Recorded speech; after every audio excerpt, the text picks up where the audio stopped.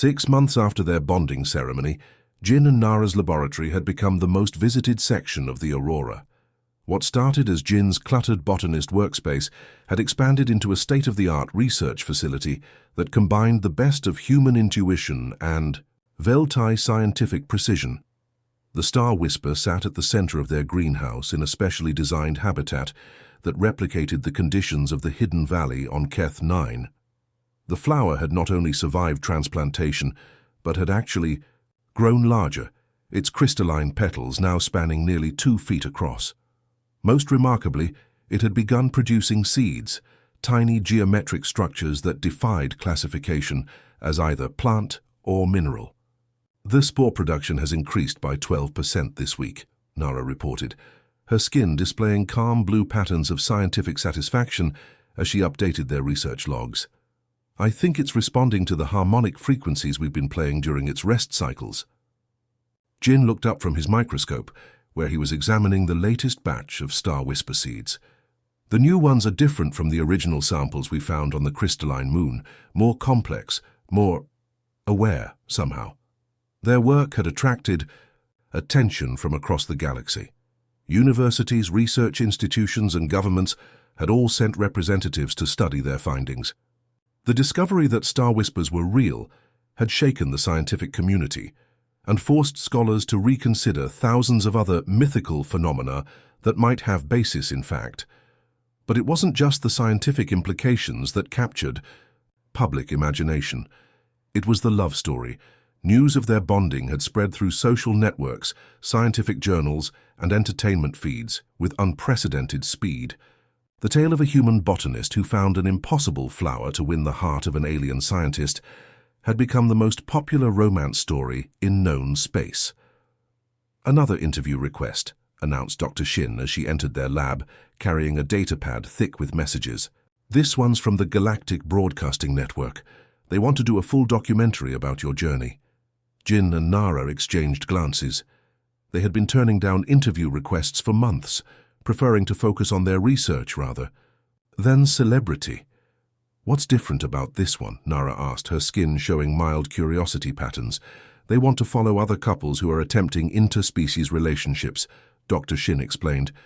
Your story has apparently inspired thousands of people across the galaxy to pursue romances they thought were impossible.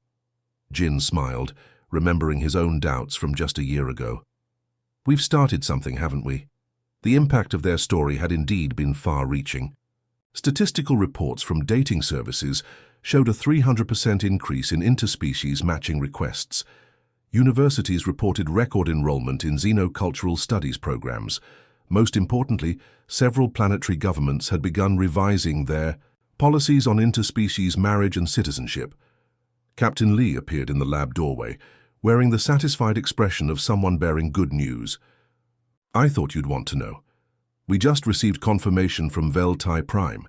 The Council of Elders has officially recognized your bonding and granted Jin honorary citizenship status. Nara's skin blazed with gold and silver patterns of joy and relief. Her family's acceptance had been the one remaining cloud over their happiness. There's more, Captain Lee continued. They're establishing a new research institute dedicated to studying legendary flora from various cultures. They want you both to head it up. Jin looked around their improvised laboratory, then at Nara, whose skin was cycling through colors of excitement and anticipation. What do you think? I think, Nara said, moving closer to the Star Whisper, whose song had grown more complex and beautiful over the months, that some legends are meant to inspire new ones. Their decision to accept the position would eventually lead to the discovery of dozens of other mythical plants and phenomena. Within 5 years, their institute would become the leading authority on folklore-based xenobotany, proving that human persistence combined with alien knowledge could unlock secrets the universe had been hiding for millennia. But that evening, as they worked side by side in their lab, while the Star Whisper sang its crystalline lullabies, they were simply two people who had found something impossible and chosen to build a life around it. Jin, Nara said softly as they prepared to close the lab for the night, do you ever wonder what would have happened if I hadn't made that joke about the Star Whisper? Jin considered the question while securing their equipment. I think we would have found each other anyway, he said finally. Maybe not through a legendary flower, but somehow. Some connections are stronger than coincidence. Nara's skin displayed deep patterns of contentment and love as she activated the greenhouse's night cycle. The Star Whisper's glow dimmed to a soft pulse that matched the rhythm of their combined heartbeats. As they left the lab together, hand in hand, neither of them noticed the tiny seedlings that had begun sprouting in the corners of the greenhouse. Offspring of the Star Whisper that would soon spread across the galaxy, carrying their story to worlds they had never dreamed of visiting. Outside their viewport, stars wheeled in patterns that suggested infinite possibilities. Somewhere among them, other dreamers were pursuing other impossible quests, inspired by the knowledge that love could make legends real and that the most beautiful discoveries belonged to those stubborn enough to keep searching when everyone else had given up. The Star Whisper sang on through the ship's night cycle, its voice carrying across space like a beacon for every heart, brave enough to believe in impossible things. Their story had become legend, but their legend had become the beginning of countless other stories yet to be written. Jin wiped the dirt from his hands as he carefully placed another alien plant sample into the preservation unit. The hydroponics bay of the starship Aurora hummed quietly around him, filled with hundreds of specimens he had collected from dozens of worlds. To Jin, each plant told a story of survival, adaptation, and beauty. To his crewmates, he was just the weird guy who talked to flowers. "There goes Plant Boy again," someone whispered behind him. Jin pretended not to hear, but his shoulders tensed slightly. 3 years aboard this ship, and they still treated his work like a hobby instead of serious science. The soft hiss of the bay doors announced someone's arrival. Jin looked up to see Nara floating gracefully into the room, her blue skin shimmering under the artificial lights. As the ship's xenobiologist, she was one of the few people who actually understood his work. She was also the most beautiful being Jin had ever seen, though he would never admit that out loud. Nara's skin was currently displaying a soft teal color, which Jin had learned meant she was in a good mood. Her species, the Veltai, wore their emotions on their skin like living artwork. Right now, small silver patterns danced across her arms and face, creating mesmerizing spirals that made Jin forget what he was doing. "Still playing with your little green friends?" Nara asked, her voice carrying that musical quality that made all Veltai speech sound like poetry. But there was something different in her tone today, a hint of mischief. Jin shrugged, focusing on his sample tray. "Someone has to catalog the botanical diversity of this sector. These plants could hold the key to new medicines, food sources, or even terraforming techniques." Nara's skin shifted to a light purple, and Jin winced. Purple meant amusement, but not the kind type. She was about to make fun of him. "You know what I heard in the mess hall today?" she said, moving closer. "Crew members are taking bets on whether you'll ever find a girlfriend, or if you'll just marry one of your precious plants." Heat rose in Jin's cheeks. He kept his eyes on his work, carefully adjusting the climate controls for a particularly delicate moss sample. "My personal life isn't their concern." "Oh, but it is entertaining," Nara continued, her purple glow deepening. "They think you're too obsessed with botany to notice anything else, too focused on impossible dreams." The word impossible made Jin's hands still. He looked up at her, seeing the playful cruelty in her large dark eyes. This was how it always went. Even Nara, who should understand his passion better than anyone, saw him as a joke. "Speaking of impossible dreams," Nara said, her skin now cycling through various shades of purple and pink. "I have a challenge for you, Jin the Plant Master." Other crew members had started gathering around them, drawn by the spectacle. Jin could see Kang and Yoon grinning in the doorway, while Dr. Shin floated nearby with her arms crossed, clearly expecting entertainment. "If you can find me a Star Whisper flower," Nara announced loud enough for everyone to hear, "I'll bond with you according to traditional Veltai customs." The room erupted in laughter. Even Jin felt his face burn with embarrassment. The Star Whisper was a mythical flower from Veltai folklore, something parents told children about in bedtime stories. It supposedly grew in places where dreams and reality touched, blooming only once every 1,000 years. It was the most romantic and impossible gift imaginable in Veltai culture. "Come on, Nara," Dr. Shin called out. "Don't torture the poor guy." "It's not torture," Nara replied, her skin now a brilliant magenta of pure amusement. "It's a fair trade. One impossible flower for one impossible romance." More laughter filled the room. Jin felt every pair of eyes on him, waiting for him to back down, to laugh it off, to admit defeat before he even started.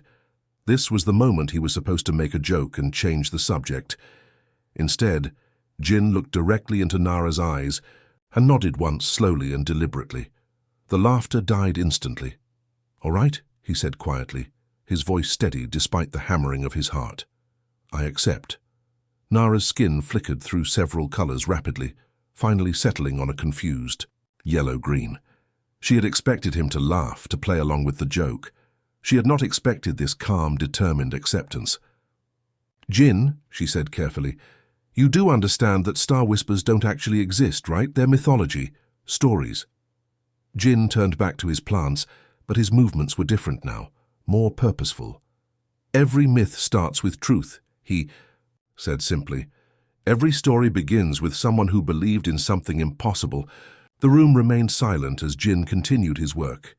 But now the silence felt different, electric, dangerous. Nara stared at him for a long moment, her skin cycling through colors Jin had never seen before. Finally, she turned and left without another word, followed by the other crew members who were no longer laughing. Jin was alone again with his plants, but everything had changed. He had just accepted a challenge that could make him the biggest fool in the galaxy, or maybe, just maybe, the luckiest man alive. 3 weeks had passed since Nara's challenge, and Jin had barely slept. His quarters looked like a research library, had exploded inside it. Ancient Veltai texts covered every surface, their glowing symbols casting strange shadows on the walls.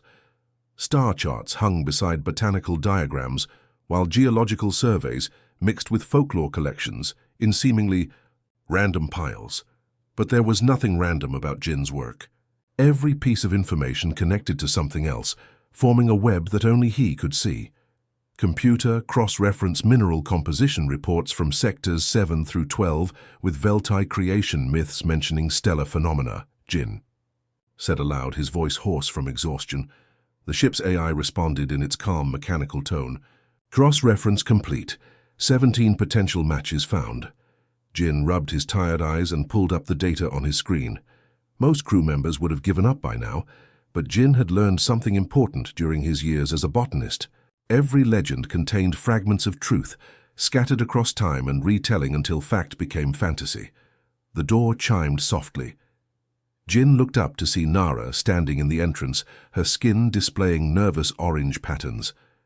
She had been avoiding him since the challenge began, but curiosity had finally won. "You missed dinner again," she said quietly, stepping into the cluttered room. Her eyes widened as she took in the organized chaos around her. "Jin, what is all this?" "Research," Jin replied simply, turning back to his screen. "The Veltai have been telling stories about Star Whispers for over 3,000 years. Every version is slightly different, but certain details remain constant across all cultures and time periods." Nara moved closer, her skin shifting to a pale yellow of concern. "These are sacred texts, Jin. Most Veltai spend their entire lives studying just one collection." "I know," Jin said, pulling up another document. "That's why I asked Professor Minho in the linguistics department to help me with the translations. He's been working with Veltai languages for 20 years.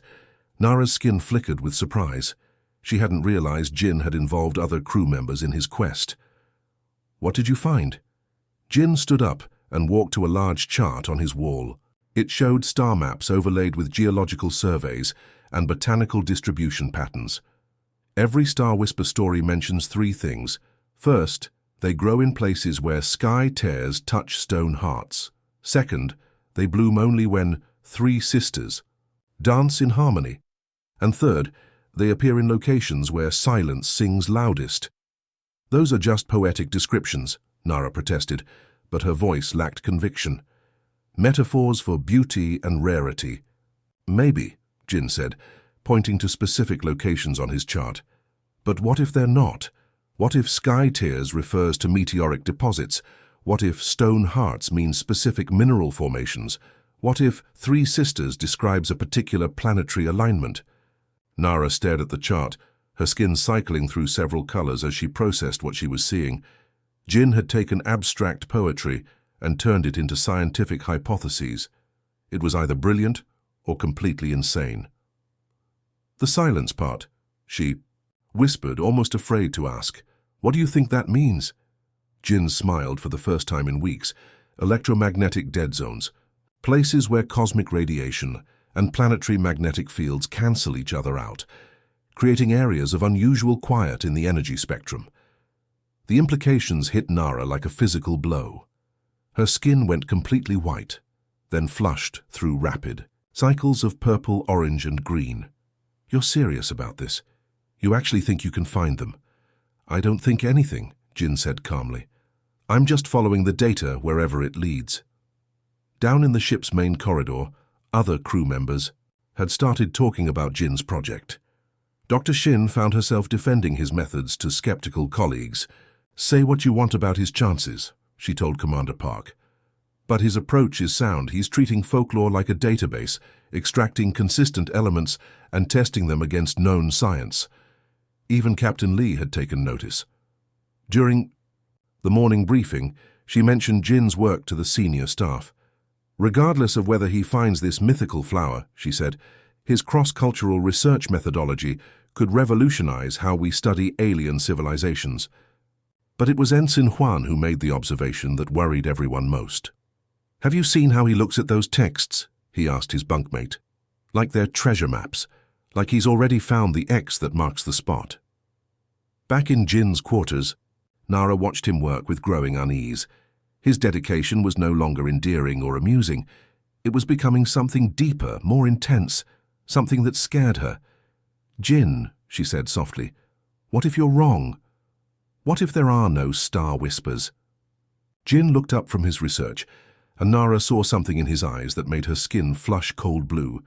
It wasn't doubt or fear or even hope. It was certainty. Then I'll have learned more about Veltai culture than any human in history, he said, simply. But I'm not wrong, Nara. The pattern is there. I can see it. As Nara left his quarters that night, she realized something that terrified her more than his failure would have. Jin wasn't treating this like a joke anymore. He was treating it like destiny. The crystalline moon of Kepler 442c hung in space like a giant diamond, its surface catching starlight and throwing it back in brilliant rainbows.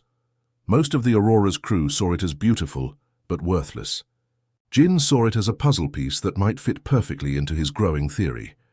Atmospheric composition is barely breathable, reported Lieutenant Yoon from the shuttle's pilot seat. Lots of methane and sulfur compounds. The environmental suits will be necessary for extended surface time. Jin barely heard him. He was staring out the shuttle window at the moon's surface, watching how the crystalline formations caught and reflected light in impossible patterns. According to his research, star whispers were said to grow in places where light behaved strangely, where ordinary physics seemed to bend just slightly. Are you sure about this location? Asked Dr. Shin, checking her scanner readings. My instruments aren't picking up any significant biological activity down there. That's exactly why we need to look, Jin replied quietly. Advanced scanners search for known patterns. Sometimes you have to use different methods to find something that's never been properly catalogued. Nara sat across from him in the shuttle, her skin displaying a nervous pattern of orange and yellow swirls. Over the past month, she had watched Jin's obsession grow from amusing to concerning to genuinely frightening. He ate little, slept less, and spoke about star whispers with the confidence of someone discussing basic mathematics. The shuttle touched down in a valley surrounded by towering crystal spires. The structures were natural formations, but they looked like a cathedral designed by someone who understood both art and engineering. Everything seemed to hum with subtle energy. Stay close to the shuttle, Commander Park ordered over the radio. We don't know what kind of radiation these crystals might be putting out. Jin was already walking away from the landing site, his portable scanner in one hand and a collection kit in the other. He moved with purpose, heading directly toward a cluster of smaller crystals that formed natural alcoves in the valley floor. Jin, wait up, Nara called, hurrying to catch up with him. Her environmental suit made her movements clumsy, but she was determined not to let him wander off alone. "What exactly are you looking for here?" "Spores," Jin said simply. "The ancient texts describe star whisper seeds as tears of glass that sing in silence. I think they might be crystalline spores that resonate at specific frequencies." He knelt beside a formation that looked like frozen music, its curved surfaces creating natural wind instruments that produced haunting tones as air moved through them. Jin pulled out a specialized collection tool and began carefully scraping samples from the crystal surfaces. "The scanners aren't detecting anything biological," Dr. Shin reported from nearby. "Scanners look for carbon-based life," Jin replied, not looking up from his work. "What if star whisper spores are silicon-based? What if they exist in a form our instruments aren't designed to recognize?" Nara watched him work, her skin shifting to deeper shades of orange. There was something different about his movements, a confidence that suggested he knew exactly what he was doing. This wasn't random searching anymore. This was targeted investigation, based on specific hypotheses. "Got something," Jin announced, holding up a collection vial that seemed to contain nothing but air. "Look at this under magnification." Dr. Shin activated her portable microscope and connected it to the vial. The display screen flickered for a moment, then showed what appeared to be empty space. But as she adjusted the settings, tiny geometric shapes began to appear, so small they were almost beyond the instrument's capability to detect. "These aren't showing up as biological material," she said, frowning at the readings. "They're registering as some kind of crystalline structure, but they're moving in patterns that seem almost alive," Jin finished for her. "They respond to electromagnetic fields, temperature changes, and acoustic vibrations. They're not alive in any way we understand, but they're not completely dead either." Nara leaned over Dr. Shin's shoulder to look at the display. The tiny structures were indeed moving, clustering together and separating in rhythmic patterns that reminded her of breathing or heartbeats. Her skin went completely white with shock. "Jin," she whispered. "These match the descriptions in the Third Era texts. The ones written by the mystics who claim to have actually seen star whisper seeds." "I know," Jin said calmly, sealing the collection vial and placing it carefully in his kit. "This is just the beginning," Lieutenant Yoon's voice crackled over the radio. "We need to head back soon. There's a solar storm approaching, and these crystals might not be safe to be around during electromagnetic disturbances." As they walked back toward the shuttle, Nara found herself studying Jin's face through his helmet visor. He looked different now, more focused, more certain. The doubt and humor that had always been part of his personality seemed to have burned away, leaving behind something harder and more determined. "What happens now?" she asked. Jin looked at her directly for the first time all day. "Now we follow the trail. These spores had to come from somewhere. They're too complex to have formed naturally on a dead moon. And if the trail leads to an actual star whisper?" Jin's expression didn't change, but Nara saw something flicker in his eyes that made her skin flush cold blue with fear. Not fear of failure, fear of success. "Then you'll have a decision to make," he said simply, as the shuttle lifted off from the crystalline moon. Nara stared down at the surface they were leaving behind.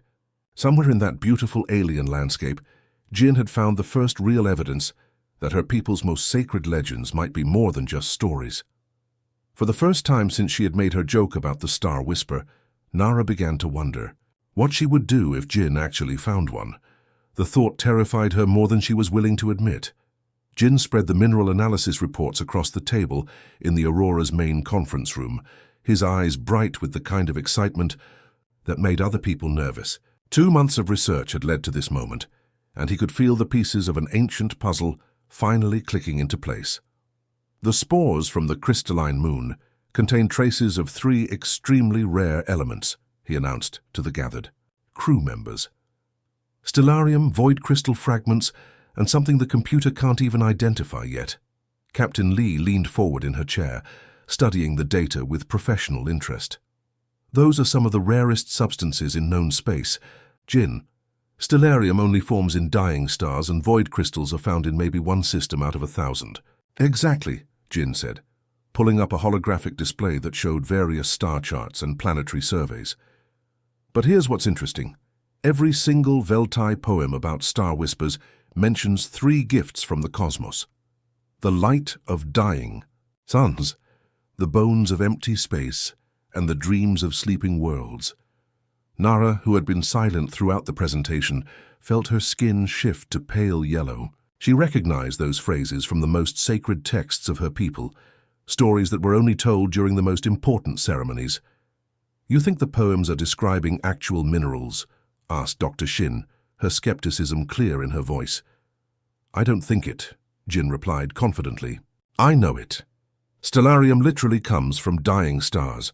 Void crystals form in the empty spaces between solar systems, and this third element shows up in geological surveys of planets with unusual electromagnetic properties." He manipulated the holographic display, highlighting specific locations across multiple star systems. "Now watch what happens when I search for places where all 3 minerals appear together." The display filtered through thousands of planetary surveys, eliminating locations one by one, until only a handful of red dots remained scattered across the galaxy. Jin zoomed in on the nearest one.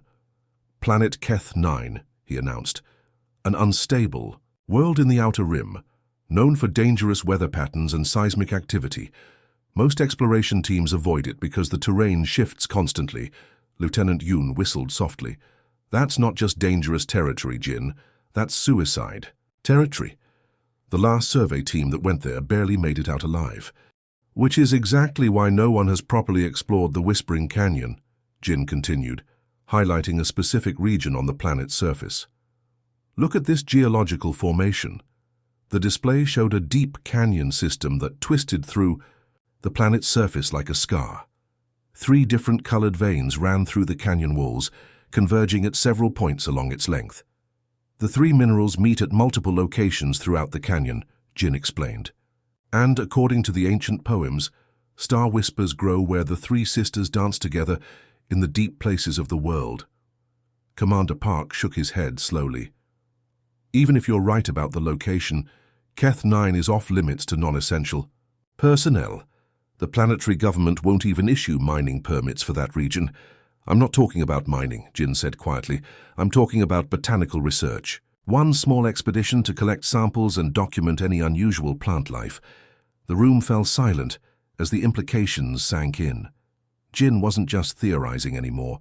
He was planning an actual mission to one of the most dangerous planets in the sector, chasing a flower that might not even exist.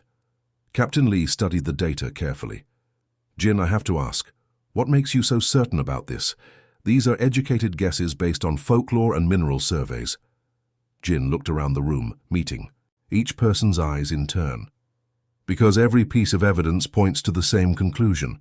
The spores, the mineral compositions, the geological formations, the ancient texts. Either this is the most elaborate coincidence in galactic history, or Star Whispers are real, and I know where to find them." Nara's skin had been cycling through various shades of orange and yellow throughout the presentation, but now it settled into deep red patterns that everyone recognized as serious concern. "Jin," she said softly, "even if you're right, even if Star Whispers exist on Keth 9, the canyon is incredibly dangerous.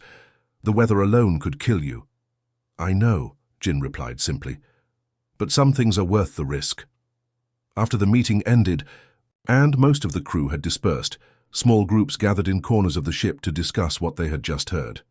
The general consensus was split between admiration for Jin's dedication and concern for his sanity. 10 credits says he never makes it to the planet," Ensign Quan whispered to his bunkmate. 20 says he does make it, but comes back empty-handed," replied Specialist Ryu. 50 says he finds something, but it's not what he's looking for," added Technician Moon. But it was Chief Engineer Song who made the bet that silenced everyone else. 100 credits says he finds exactly what he's looking for, and we all owe him an apology.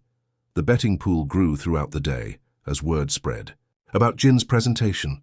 Some crew members wagered on his success, others on his failure, and a few placed bets on outcomes no one wanted to think about too carefully. In her quarters that night, Nara stared at her reflection in the mirror, watching her skin shift through colors she couldn't control. Jin's confidence was absolute, unwavering, almost frightening in its intensity.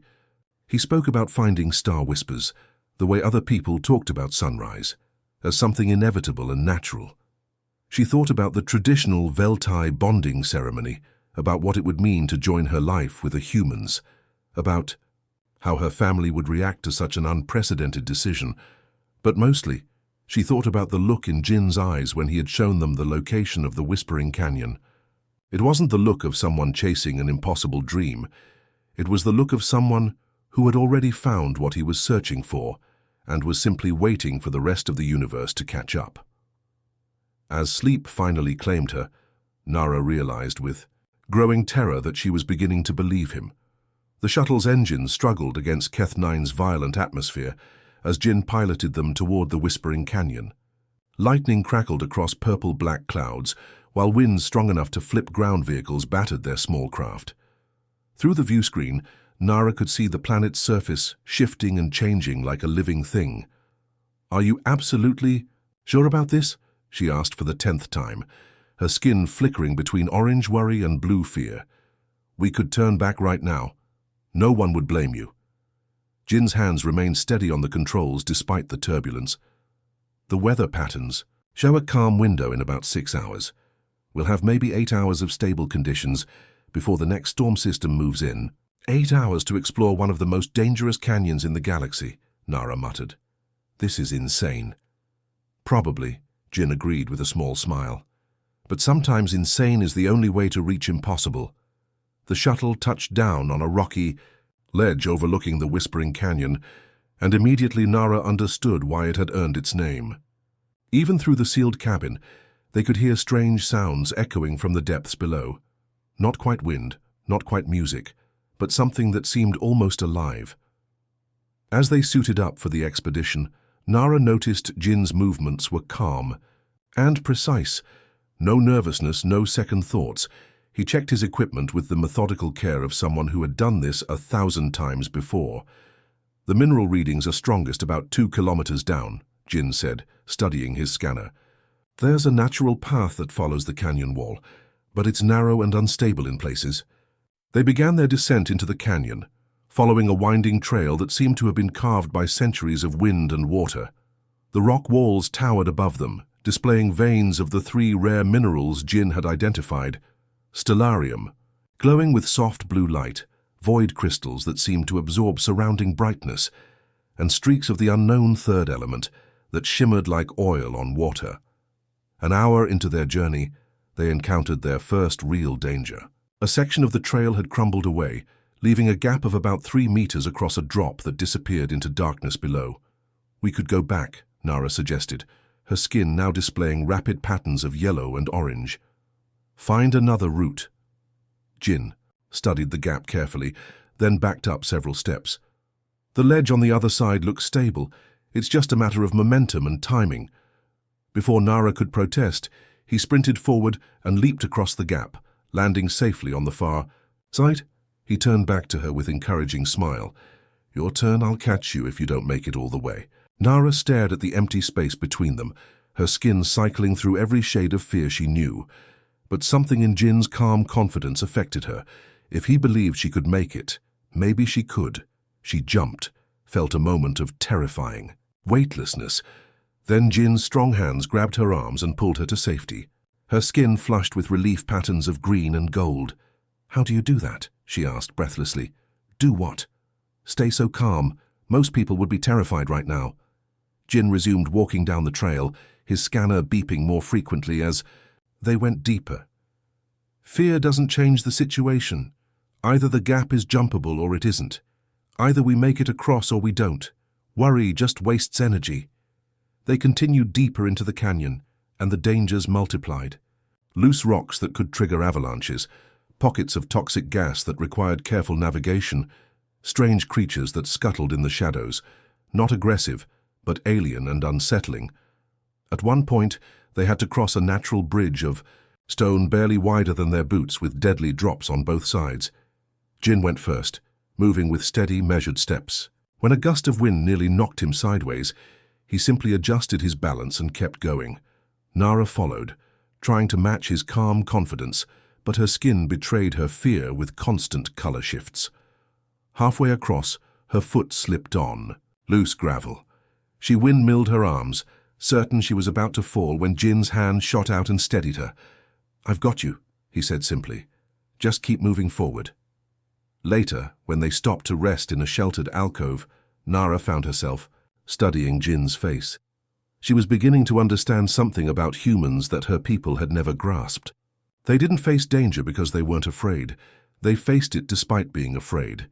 "Jin," she said quietly, "why is this so important to you? Really?" He was quiet for a long moment, staring up at the canyon walls where the three mineral veins converged in complex patterns. "Because some things are worth believing in," he finally said. "Because sometimes the impossible is just the possible waiting for someone stubborn enough to make it real. And if we don't find anything, if this is all just wishful thinking?" Jin looked at her directly, and Nara saw something in his eyes that made her skin flush with colors she didn't have names for. It wasn't hope or determination or even obsession. It was love. Deep, patient, unwavering love that had driven him to challenge legends and face death for the chance to prove himself worthy of her. "Then at least I'll know I tried everything," he said. "Some people spend their whole lives wondering, what if? I'd rather know for certain." As they resumed their journey deeper into the canyon, Nara realized she was seeing human emotion in its purest form. Not the casual feelings that most species experienced, but something deeper and more powerful. Something that could drive a person to attempt the impossible simply because someone they cared about had made a joke. The scanner in Jin's hand began beeping rapidly, indicating they were close to their destination. Whatever they were going to find, they would find it soon. Nara's skin settled into steady patterns of silver and blue, colors her people associated with profound respect and growing understanding. For the first time since this journey began, she found herself hoping Jin would succeed. The scanner's beeping became almost frantic as Jin and Nara rounded the final bend in the canyon trail. Ahead of them, the narrow passage opened into something that defied explanation. A circular valley hidden deep within the canyon walls, completely invisible from above or from any other angle of approach. "This isn't on any of the surveys," Nara whispered, her skin shifting to pale silver patterns of amazement. "How is this possible?" Jin stepped into the valley and immediately understood why it had remained hidden for so long. The three mineral veins didn't just meet here, they formed a perfect spiral pattern in the ground, creating a natural amphitheater about 50 meters across. The stellarium glowed with soft blue light. The void crystals seemed to absorb all surrounding brightness, and the unknown third mineral created shifting rainbow patterns that hurt to look at directly. But it was the sound that made them both stop breathing. The valley was filled with music. Not the random whistling of wind through rocks, but actual harmonies that rose and fell in complex patterns. It sounded like a choir of crystal bells, singing in languages that predated speech itself. "The acoustic properties," Jin said quietly, pulling out his portable recorder. "The mineral formations are creating natural resonance chambers. Every breeze, every small sound gets amplified and transformed into the songs of the ancestors," Nara finished, her voice barely audible. Her skin was now cycling through rapid patterns of gold and white, colors that appeared only during the most sacred Veltai ceremonies. "Jin, this place, it's described in our oldest texts. The Valley of First Songs, where the universe learned to sing." They moved deeper into the valley, following the spiral pattern toward its center. As they walked, Jin's scanner readings became increasingly erratic, as if the instruments couldn't quite decide what they were detecting. "The electromagnetic readings are off the charts," he reported, tapping his scanner with growing frustration. "But they're not following any pattern I recognize. It's like the normal laws of physics are negotiable here." At the center of the spiral, they found a small depression in the ground where all three mineral veins converged into a single point. The air above this spot shimmered like heat waves, but the temperature readings showed it was actually several degrees cooler than the surrounding area. "Jin," Nara said softly, pointing to the shimmering air. "Look, something was growing there. Not exactly growing, appearing might be a better word. It started as just a distortion in the air, like looking through water, but gradually became more solid, more real. A stem emerged first, translucent and delicate, seeming to exist in multiple dimensions at once. As they watched in stunned silence, petals began to unfold, not like a normal flower opening, but like reality itself was being gently convinced to take a new shape. The flower that finally materialized was unlike anything either of them had ever seen.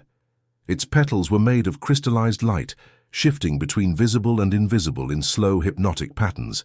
When fully formed, it stood about knee-high, its bloom as large as Jin's outstretched hand, and it was singing, not making sound in any conventional sense, but somehow producing music that seemed to come from inside their minds rather than through their ears.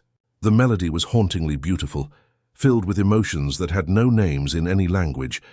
Nara's skin went completely white for several seconds, a response her people only experienced in the presence of something truly sacred. Then it began, cycling through every color in the Veltai spectrum, faster than Jin had ever seen before. Purple shock, orange disbelief, yellow fear, blue awe, green wonder, red excitement, all blending together until her skin looked like a living rainbow. "It's real," she whispered, her voice breaking. "It's actually real." Jin approached the flower slowly, reverently, as if sudden movements might cause it to disappear. He pulled out his collection kit, then hesitated. This wasn't just a botanical specimen. It was a miracle made manifest, a bridge between myth and reality. "The ancient texts say star whispers only bloom once every 1,000 years, Nara said, still staring at the impossible flower. "And they only appear for those who truly believe, who approach with pure hearts and genuine need." "Then why is it—" "Here now?" Jin asked. "Why for us?" Nara looked at him, and for the first time since their journey began, she truly saw him. Not the obsessed botanist, not the stubborn human, but the man who had spent months of his life researching her people's culture, learning their language, understanding their beliefs, all because she had made a careless joke. The man who had risked his life in one of the most dangerous places in the galaxy, not for glory or scientific discovery, but simply to prove himself worthy of her love. "Because you believed," she said simply. "Because when everyone else laughed, you treated our most sacred stories with respect. Because you understood something that even most of my own people have forgotten." The Star Whisper's song grew louder, more complex, as if responding to their conversation. Its petals shifted through colors that had no names, existing in spectrums, that human and Veltai eyes weren't designed to perceive, but somehow could see anyway. Jin carefully cut a single stem, handling it with the reverence of someone who understood they were holding something irreplaceable. As soon as he touched it, the flower's song changed, becoming somehow more personal, more intimate. "It's singing to us," Nara breathed. "It knows we're here." They stood together in the hidden valley, surrounded by impossible music and light that bent reality around its edges, holding proof that some legends were more than just stories. The Star Whisper pulsed gently in Jin's hands, its crystalline petals catching and reflecting the glow from the 3 converging mineral veins. "We should head back," Jin said eventually, though his voice suggested he would be happy to stay in this magical place forever. "The weather window won't last much longer." As they prepared to leave the valley, Nara took one last look at the spot where the Star Whisper had grown. The shimmer in the air was already fading, the point where dimensions touched gradually returning to normal space. "Jin," she said quietly, "what happens now?" He looked at the flower in his collection case, then at her, and smiled with the quiet confidence that had carried him through months of impossible research and deadly exploration. "Now we find out if you meant what you said." Nara's skin flushed through a dozen colors before settling into patterns of deep gold and silver, the traditional Veltai colors of acceptance and binding promise. The universe had just rearranged itself to prove that love could make legends real. The journey back through the canyon felt different with the Star Whisper, safely contained in Jin's collection case. The flower continued to emit its otherworldly song, though muted now by the specialized preservation field. Every few minutes, Jin would check the case's readings, making sure the delicate bloom remained stable in its artificial environment. Nara walked beside him in silence, her skin displaying a constant flux of colors that she couldn't seem to control. The reality of what they had found was slowly sinking in, along with all the implications that came with it. They made good time on the return trip, their earlier pathfinding having cleared most of the dangerous obstacles. But as they climbed higher toward their shuttle, Nara's agitation grew more visible. Her skin patterns became increasingly erratic, cycling through rapid bursts of orange anxiety, yellow worry, and deep blue uncertainty. "Jin," she finally said as they stopped to rest near the canyon's rim, "we need to talk about what this means." Jin set down his equipment and looked at her with the same calm attention he had shown throughout their entire expedition. "I'm listening." Nara's skin shifted to pale silver as she struggled to find the right words. "Among my people, finding a Star Whisper isn't just rare, it's considered impossible. The stories say they only appear for those chosen by the ancestors themselves, those deemed worthy of the greatest blessings." "And that's a problem?" Jin asked gently. "It's complicated," Nara said, her patterns now showing deep red streaks of genuine distress. "My family, they're very traditional. They follow the old ways strictly. The idea of bonding with someone from another species, especially a human—" She trailed off, unable to finish the thought. Jin nodded slowly, understanding more than she realized. "You're worried about what they'll say, about how they'll react." "It's not just my family," Nara continued, her voice growing smaller. "It's my entire community, the Council of Elders, the cultural preservation societies. When word spreads that a human found a Star Whisper, and it will spread, Jin, news like this travels faster than starlight, they'll see it as either a miracle or a blasphemy." She turned away from him, staring out over the harsh landscape of Keth 9. "Some will say the ancestors have chosen you, that finding the flower proves you're worthy of joining our people. Others will say it's impossible, that the flower must be fake, that you've somehow tricked or manipulated the situation." Jin listened without interrupting, watching the play of emotions across her skin. He was beginning to understand that what he had thought was the hardest part, finding the Star Whisper, might actually have been the easy part. "There's something else," Nara said quietly. "In Veltai culture, when someone presents a Star Whisper as a bonding gift, it's not just a proposal. It's a declaration that the giver considers the receiver to be their perfect match, their destined partner, chosen by the universe itself. It's the most serious, most binding promise anyone can make."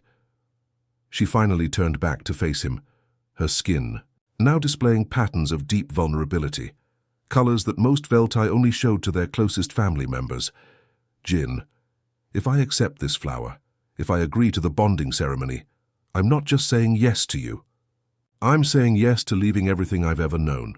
My career path, my social status, my place in traditional society. Everything would change." Jin was quiet for a long moment, studying the collection case that held their impossible discovery. When he finally spoke, his voice was gentle but firm. "Nara, I want you to listen to me very carefully," he said. "When I started looking for this flower, I thought I understood what I was doing. I thought it was about proving something. To you, to the crew, to myself. But somewhere along the way it became about something bigger." He picked up the collection case and held it carefully in both hands. "This flower, it's not just proof that legends can be real. It's proof that some things are worth believing in even when everyone tells you you're crazy. It's proof that love can drive people to attempt the impossible." Nara's skin flickered with confusion. "I don't understand." Jin stood up and walked over to her, the Star Whisper's case held securely in his arms. "I'm releasing you from your promise." The words hit Nara like a physical blow. Her skin went completely white with shock. "What?" "I'm serious," Jin continued, his voice steady despite the magnitude of what he was saying. "I found the Star Whisper. I proved it was possible. But I never want you to feel trapped by a joke you made months ago, especially now that I understand what accepting this flower would mean for your life." He held out the case toward her. "If you want this, if you want to go through with the bonding ceremony, it has to be because you choose it freely. Not because you feel obligated by a promise, not because I found something impossible, but because you genuinely want to build a life together." Nara stared at the offered case, her skin cycling through emotions faster than Jin had ever seen. "You would give this up? After everything you've been through to find it?" The flower was never the real prize, Jin said simply. You are. And if keeping you means letting you go, then that's what I'll do. The Star Whisper's song seemed to grow louder in the silence that followed, its crystalline harmonies filling the space between them with music that spoke of choices and chances, of love that demanded freedom rather than obligation. Nara looked at Jin's face, seeing the absolute sincerity there, the willingness to sacrifice his greatest achievement for her happiness. It was the most human thing she had ever witnessed, and the most beautiful. For the first time since they had found the flower, her skin settled into steady patterns of deep gold and warm silver. Ask me again, she said quietly. What? Ask me again. Properly this time, not as payment for a debt or proof of a point, but as a choice between two people who might want to build something amazing together. Jin smiled, understanding flooding his features. He held up the case containing the impossible flower that had taken them across the galaxy to find. Nara of the Veltai, he said formally, would you honor me by accepting this Star Whisper and, with it, my promise to love and cherish you for as long as the universe allows? Nara's skin blazed with colors of joy, acceptance and deep abiding love. Yes, she said simply. Yes, I will. The Aurora's main assembly hall had been transformed into something magical. Crew members had worked for hours rearranging furniture and installing special lighting to accommodate both human and Veltai ceremonial traditions. Soft blue illumination from stellarium crystals mixed with warm yellow light from standard ship fixtures, creating an atmosphere that felt both alien and familiar. Jin stood at the front of the hall, wearing the formal dress uniform he had never expected to need aboard a research vessel. In his hands he held the preservation case containing the Star Whisper, its crystalline petals still visible through the transparent aluminum, still singing their impossible song that somehow everyone could hear despite the containment field. The entire crew had gathered for the ceremony. Some sat in chairs arranged in neat rows, while others floated in the low-gravity sections designed for non-human crew members. Everyone wore their best clothes, and the atmosphere buzzed with excitement and disbelief. I still can't believe this. "'K's actually happening," whispered Ensign Quan to his neighbor. 6 months ago, we were all making jokes about Plant Boy and his impossible quest. "Look at him now," replied Dr. Shin, adjusting her formal medical insignia, standing there like he always knew this day would come. Captain Lee stepped forward, wearing her full dress uniform with every medal and commendation she had earned during 20 years of service.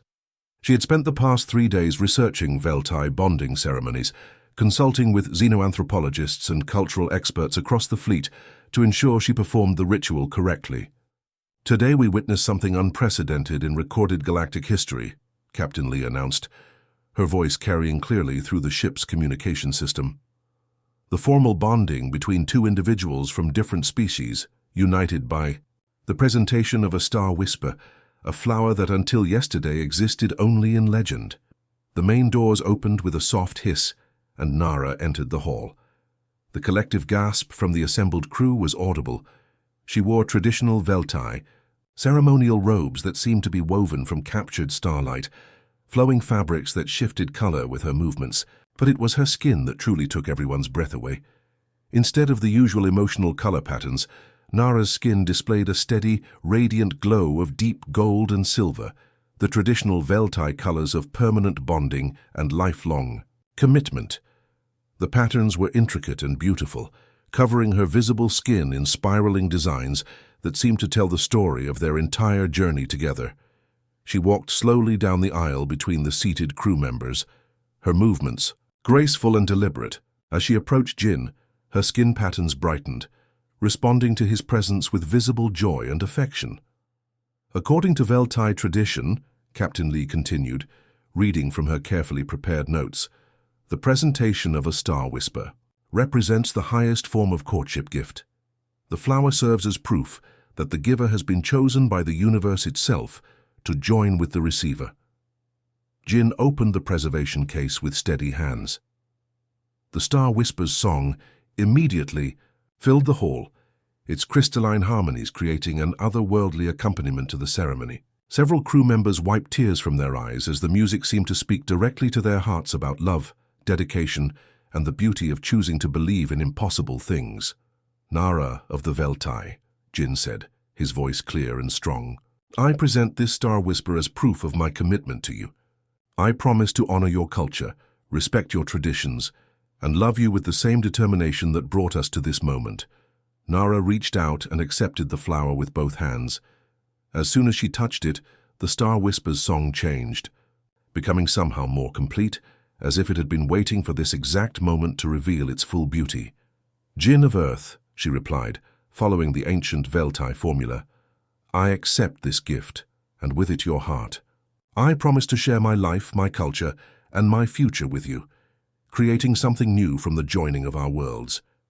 Captain Lee stepped forward with a ceremonial cord woven from fibers of both Earth and Veltai origin. "By the authority vested in me as captain of this vessel, and in accordance with both human and Veltai law, I now bind your hands and hearts together." She wrapped the cord around their joined hands, while the Star Whisper continued its ethereal song. "May your union serve as a bridge between species, a symbol of what becomes possible when different worlds choose to trust and love, rather than fear and divide." The ceremony concluded with a tradition borrowed from both cultures, the sharing of breath, where Jin and Nara placed their foreheads together and breathed in harmony, symbolizing the joining of their life forces. The assembled crew erupted in applause and cheers. Lieutenant Yoon started playing Earth music through the ship's speakers, while Technician Moon activated a holographic display of traditional Veltai celebration patterns. The formal ceremony dissolved into an impromptu party that lasted well into the ship's night cycle. Throughout the celebration, Jin and Nara remained at the center of attention, accepting congratulations from crew members who had watched their impossible romance unfold from the very beginning. The Star Whisper sat in a place of honor on the captain's table, its song providing a constant reminder that some legends are just truths waiting for the right person to believe in them. "You know what the best part of all this is?" Dr. Shin asked Jin during a quiet moment between congratulations. "What's that?" She gestured toward the betting pool results displayed on one of the wall screens, showing Chief Engineer Song collecting a substantial pile of credits from crew members who had bet against Jin's success. "Song is going to buy drinks for everyone for the next month," she laughed. "Sometimes it pays to believe in impossible things." As the celebration continued around them, Jin and Nara stood together holding their impossible flower, living proof that determination, respect, and love could make the universe itself bend to accommodate their dreams. The Star Whisper sang on, its crystalline voice carrying the promise that this was only the beginning of their story together.